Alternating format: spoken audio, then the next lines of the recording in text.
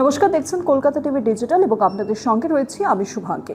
পশ্চিম এশিয়ায় যুদ্ধ পরিস্থিতি আজ 14 দিনের মাথায় সেই যুদ্ধ পরিস্থিতি ইতিমধ্যেই ইরানের তরফে বন্ধ করা হয়েছে হরমুজ প্রণালী। কিন্তু এই আবহে ভারতীয়দের জন্য সুখবর। তেলের সমস্যা নিয়ে ইতিমধ্যেই একাধিক অভিযোগ বারংবার সামনে আসছে। দেশে মজুত রয়েছে আর কিছু সংখ্যক তেল এবং তারপরই তেলের দাম বাড়তে পারে, এরকম আশঙ্কা যখন তৈরি হয়েছে, সেই আবহেই এবার তৈলবাহী জাহাজ এসে পৌঁছলো কিন্তু ভারতে। পশ্চিম এশিয়ার যুদ্ধ পরিস্থিতি এবং সেই যুদ্ধের আশঙ্কাকে মাথায় রেখে তৈলবাহী জাহাজ এবার ওমান উপসাগর এবং আরব সাগর পেরিয়ে সেটি পৌঁছেছে মুম্বাই, এমনটাই খবর। কিন্তু প্রশ্ন হচ্ছে যে 1,35,000 মেট্রিক টনের বেশি অপরিশোধিত তেল ইতিমধ্যে এসে পৌঁছেছে এবং যার জেরে যে আশঙ্কা দেখা দিচ্ছিল যে ইতিমধ্যেই গ্যাসের সংকট দেখা দিচ্ছে এবং সেই গ্যাসের সংকটের কারণে বেশ কিছু জায়গায় রেস্তোরাঁ বন্ধ হয়ে গিয়েছে, এমনকি বেশ কিছু হাসপাতাল, পাশাপাশি বেশ কিছু জায়গায় যেখানে খাবার পাওয়া যায় নিত্যদিনে সেই সব জায়গায় ক্যান্টিন বন্ধ হয়ে যাচ্ছে। সেই চিত্র যখন সামনে আসছে, সেখানে প্রশ্ন উঠছে এই তৈলবাহী জাহাজ কিভাবে পৌঁছলো ভারতে।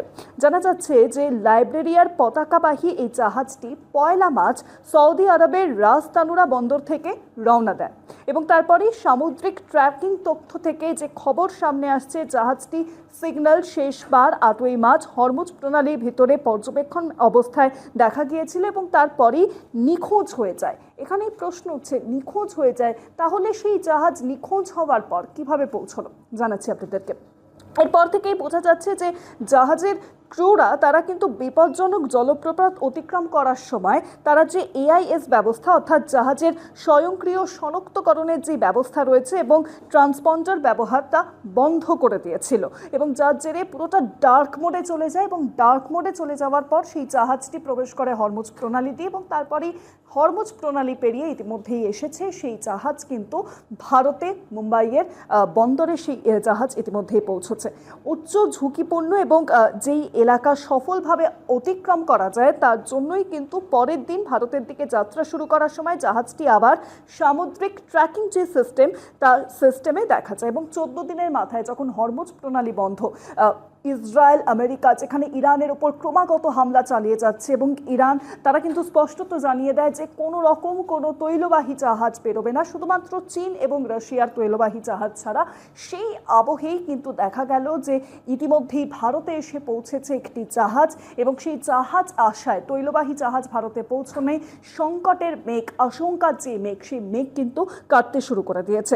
ইরানের বিদেশমন্ত্রী আব্বাস আরাগচি এবং ভারতের বিদেশমন্ত্রী এস জয়শঙ্করের মধ্যে আজকে আলোচনা হয়, সেই খবরও প্রকাশ্যে আসে এবং সেই আলোচনার পরেই দেখা গেল যে এই আলোচনার পরেই ভারতের দুটি তেলের জাহাজ পুষ্পক এবং পরিমল তারা কিন্তু হরমুজ প্রণালী পেরিয়ে এসেছে ভারতে। এখানে প্রশ্ন উঠছে, তাহলে কি ইরান হরমুজ প্রণালী তা কি ভারতের জন্য সেই পথ কি সহজ করলো? যদিও ইরান মানতে একেবারে নারাজ, ইরান কিন্তু স্পষ্টত জানাচ্ছে যে তারা কোনো রকমভাবে ছাড়পত্র দেয়নি, কিন্তু এমনটাই মনে করা হচ্ছে যে এই ডার্ক মোড পেরিয়ে পুরো ডার্ক মোড করে দিয়ে এই জাহাজ ভারতে আসতে সক্ষম হয়েছে। কি পরিস্থিতি তৈরি হয়, ঠিক কি জানায় ইরান এই বিষয়ে? ইরান কি স্বীকার করে, ইরান কি বলে যে তারা কি সত্যি সেই অগ্রাধিকার দিয়েছে ভারতকে? এই সমস্ত বিষয়ের দিকে আমাদের নজর থাকবে। এখন এই পর্যন্তই। দেখতে থাকুন কলকাতা টিভি ডিজিটাল, পাশাপাশি কলকাতা টিভি পর্দাতেও নজর রাখুন। কলকাতা টিভি রাত দিন সাথে।